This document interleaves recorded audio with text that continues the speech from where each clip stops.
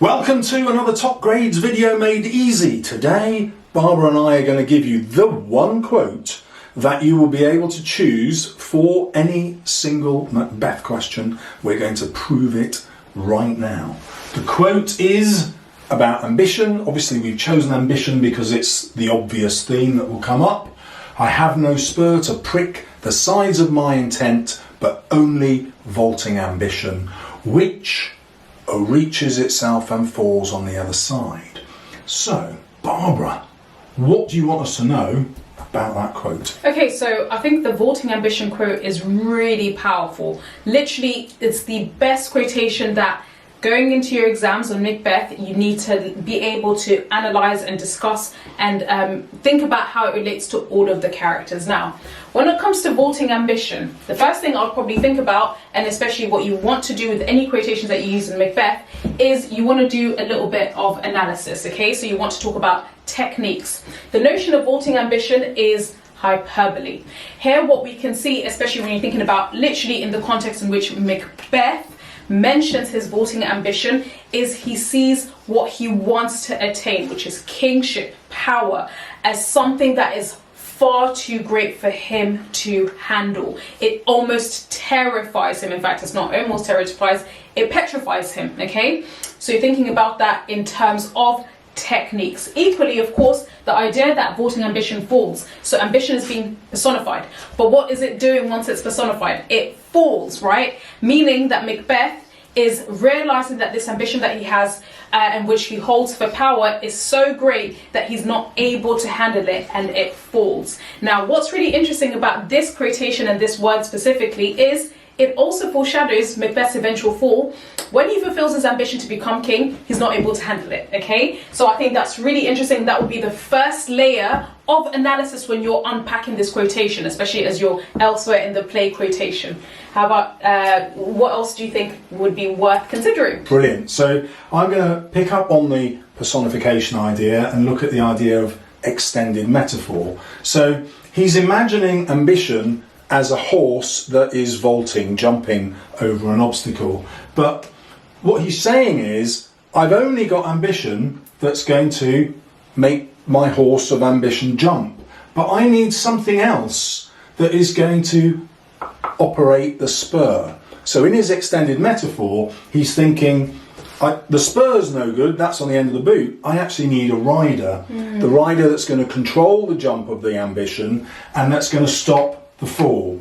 Well, who is Macbeth's rider? In the extended metaphor, for me, that's Lady Macbeth. And that's why he writes to her and says, you know, my dearest partner in greatness, this is the greatness that's promised thee, because he needs her to come up with a plan. He knows that without Lady Macbeth, he's going to completely fail. And I think that's such a great connection to why this quotation is so interesting, because we've only talked about it in relation and in connection to Macbeth.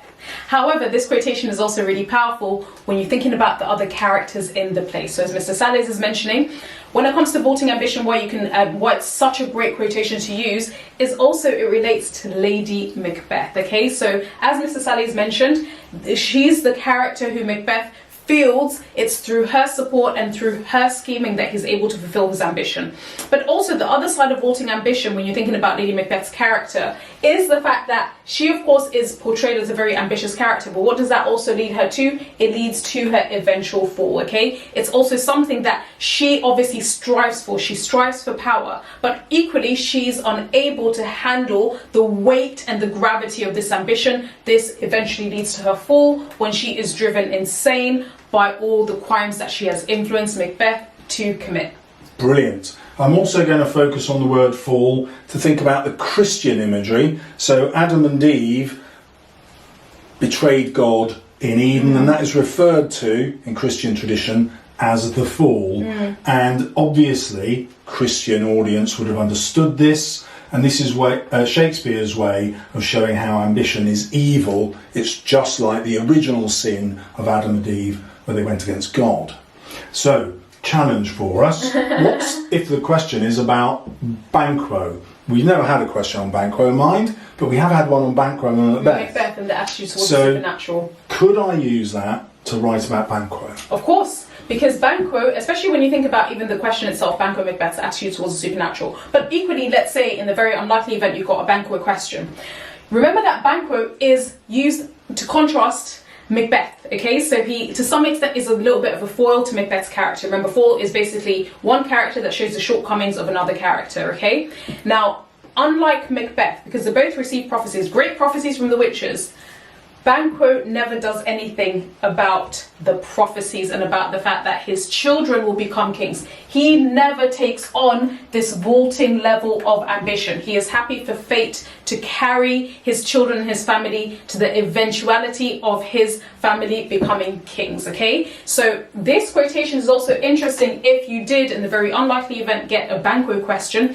You want to talk about how Shakespeare is presenting him as the model, as the person who does not act on ambition, and hence the only reason why he falls is because of Macbeth's betrayal. He just trusts Macbeth a bit too much, but actually his actions are perfect. He doesn't act on the ambition of attaining power. That was genius. How on earth would you apply this to Banquo? And you've just seen it done.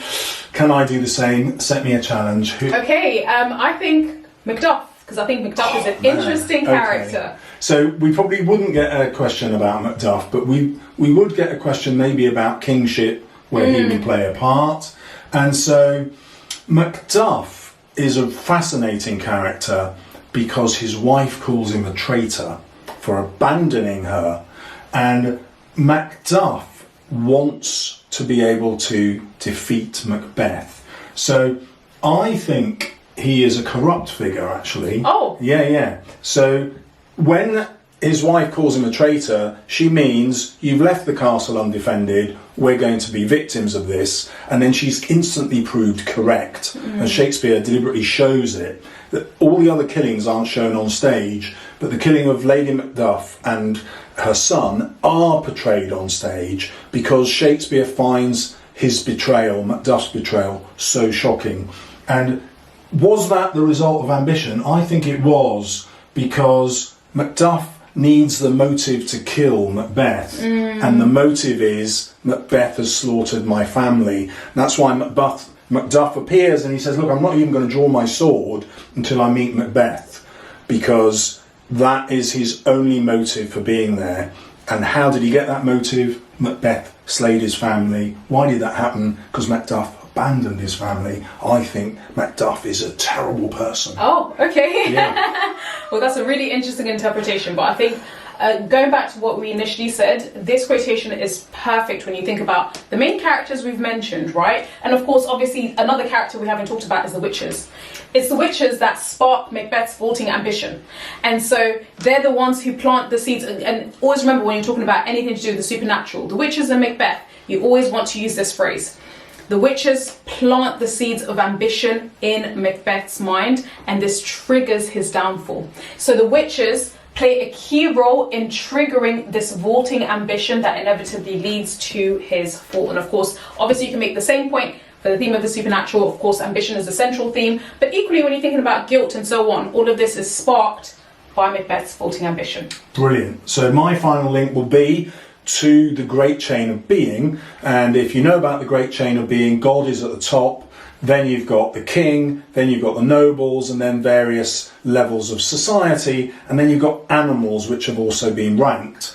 And what Macbeth does here when he's thinking about killing Duncan is his extended metaphor immediately sees himself as the horse, the vaulting ambition. He portrays himself as the animal, and this is kind of an internal warning to himself not to do what he's going to do, because he's going to become animalistic. And that links easily to how Lady Macbeth says to him, what beast was it then that broke this news to me? So she enters into that animal imagery, which develops into the scorpions in his mind and so on.